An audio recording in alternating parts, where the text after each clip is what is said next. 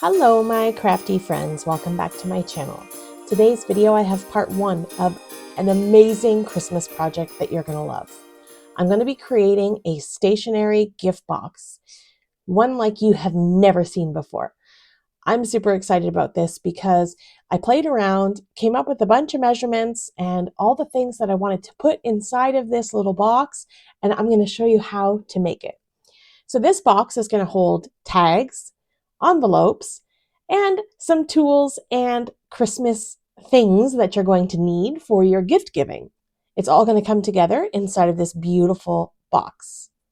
I've got this medium weight chipboard and I picked this up from Amazon and it's fairly large. So to create this project, we're going to start off making the base of our box. So for the bottom base, we need a piece of chipboard that measures 9 by 9 inches. Okay. And then we need 4 pieces that measure 3 by 9 inches. And this is going to create sort of our side walls for the base of our box. Okay. So I'm going to go ahead and cut these up. And I'm using that medium weight chipboard. And I think these pieces were about 11 by 17. So I get quite a bit out of them. So for the side base walls, across the 3-inch side, we're going to score at 1 inch. So we're just scoring here, we're not cutting, and I'm just going to sort of bend these pieces into a 90-degree angle. So I'm going to do that to all 4 pieces. I've scored them all at 1 inch across the 3-inch side. So I've got those all creased, and then I'm going to come in and I'm just going to angle cut that sort of 1 inch piece there. This part is going to be adhered to that 9 by 9 piece to create the base of our box, just like this. Okay, so the reason why I cut those angles is so that it can all meet together nicely and there won't be any resistance or a sort of overlapping. So I've decided I'm going to put those flaps underneath the base of my box. So I've got some double-sided adhesive here and I'm just applying it to those flaps, and I'll remove the release paper. And I'll also add some liquid glue over top of that double-sided tape. It just creates a little bit of extra strength for adhering to the base. So I'm just going to line that up right to the edge of my 9 by 9 piece here and simply attach them together, just like this. Okay, beautiful. I'm going to do that to all 4 pieces the exact same way, just adhering all 4 pieces underneath in the exact same fashion. Don't worry about the corners. We're going to come to this in a minute and put it all together. So here we go. We've got all 4 sides glued on. Okay, and your bottom should look like this. I'm not worried about the bottom. Nobody looks at the bottom of the box, and if they do, well, that's their problem, not yours. Okay, all right, so here's our box formed. I'm going to go ahead and cut some little cardstock strips, just little binding strips to attach the corners. So I need 4 pieces that measure 2 by 2, and I'm going to score them all at 1 inch. So I have 4 pieces that are all scored in half, and I'm going to glue those into the corners of my boxes and seal everything together. Now, I like to put them on the outside. You could put them on the inside if you want, but I like to put them on the outside because I'm not sure why. You do you. I like it this way. I'm going to cover it all up with pattern paper anyways.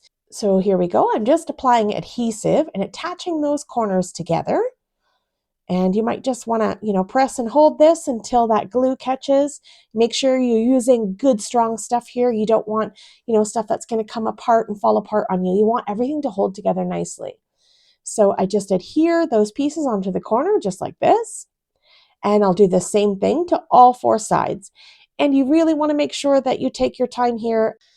Spending those extra few seconds will be well worth it in the end when the box comes together nicely. There we go. We have the base of our box complete. All right, now we're going to make some of the dividers. I need a piece that measures 1 7/8 by 9 inches. And I'm not a fan of 7/8 measurements, but in this case, I want to make sure that my lid is going to fit on and nothing's going to interfere with that.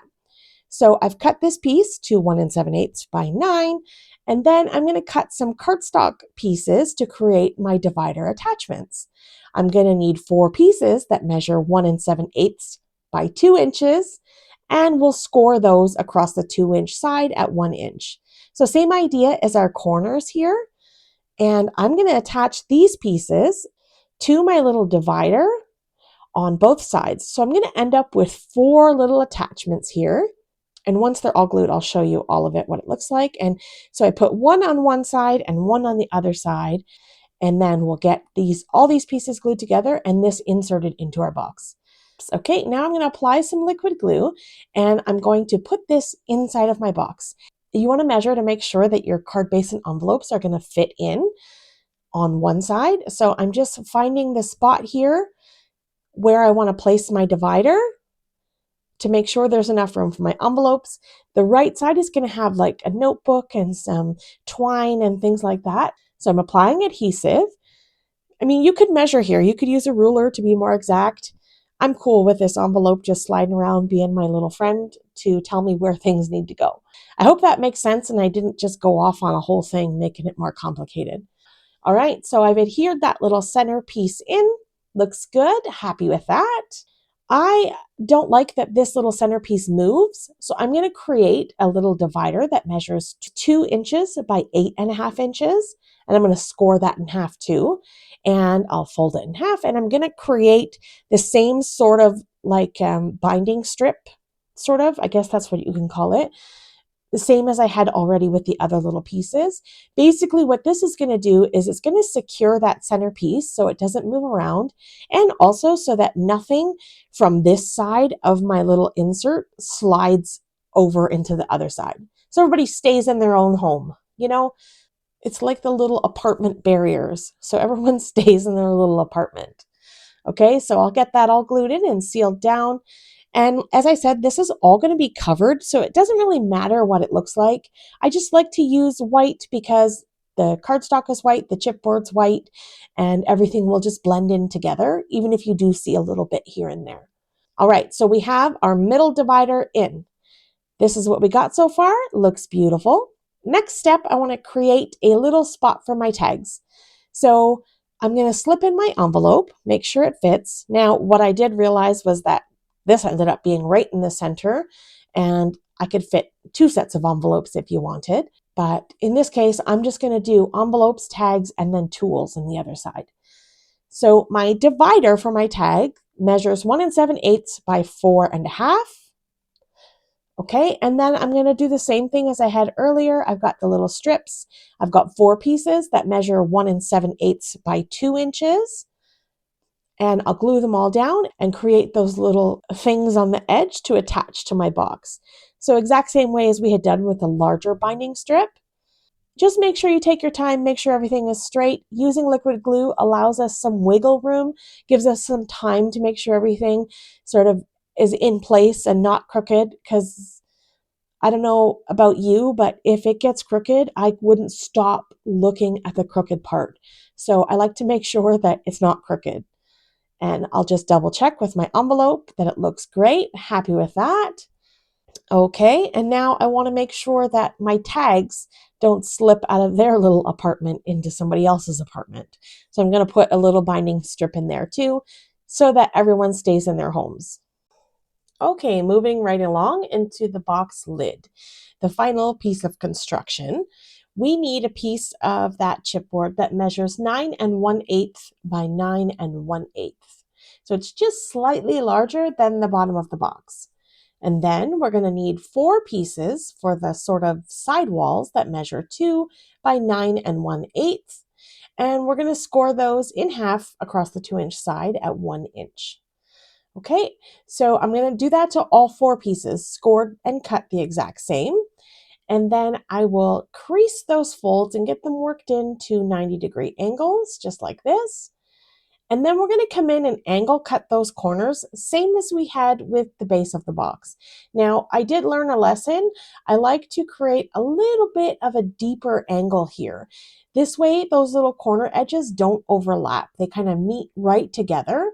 So a nice like 45-degree angle is perfect so that their neighbors align up to them just like this. Okay, so I'm going to adhere these little flaps sort of on the underside of the box.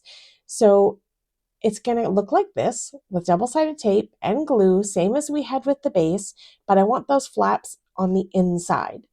A little tip I can offer you is use your scoreboard. Put the piece of chipboard into the scoreboard and you can line up those pieces using the edge of the scoreboard to help you get those little flaps right to the edge. And then it'll become nice and flush.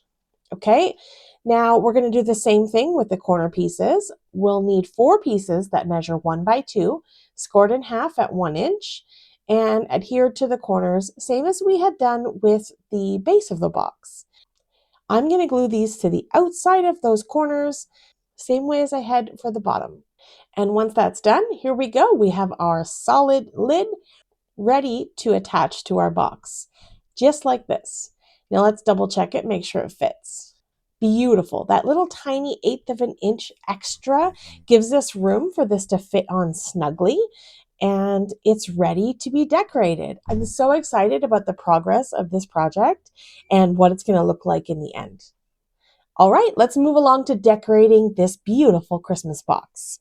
I'm using this paper pack from Echo Park called My Favorite Christmas. And I just want to quickly show you the papers that are within this collection.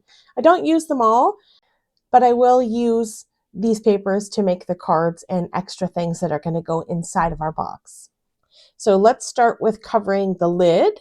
Use some plaid paper and outline the edge of the lid.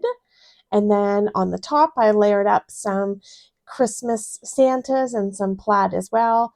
And on the inside, I'm just going to lay down 1 full sheet of those Santas. I'm not going to put anything on the inside of the edges of the lid just because I worry that it will catch and tear. So I'm going to leave the lid just like this. I still may decorate the very top of it once everything's all done.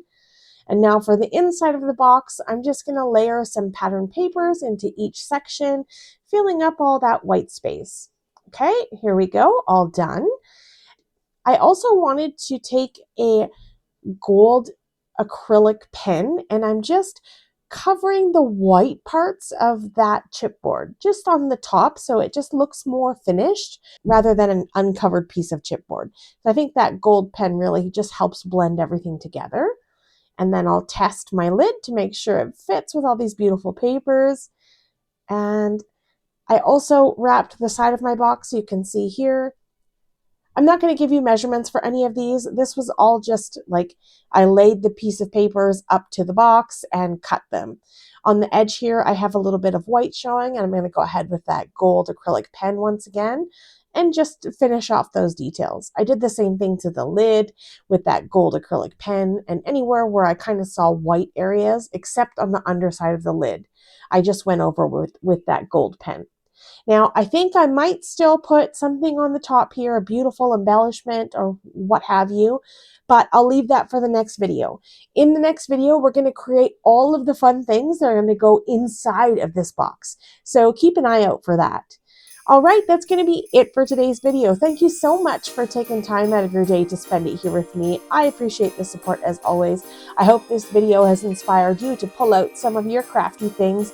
You don't have to use chipboard. You could use cereal box or heavyweight cardstock. Use the same measurements that I've provided and see what you can pull together. Have yourself a lovely day, and I'll see you in the next one. Bye!